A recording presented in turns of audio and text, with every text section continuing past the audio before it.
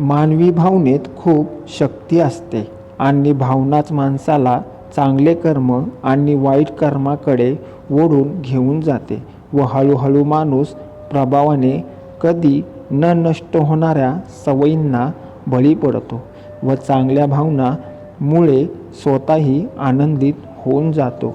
एकदा बुद्ध विहार करत होते तेव्हा एक भिक्षूंनी भगवंतांना विनंती केली की कोणत्या गुणांनी भिक्षू आश्रवसंपन्न म्हणून ओळखला जाऊ शकतो.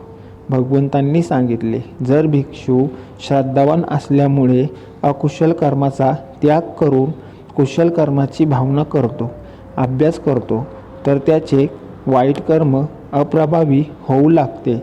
भिक्षू प्रज्ञावान असल्यामुळे आपल्या वाईट भावना नष्ट करून चांगल्या भावना निर्माण करतो.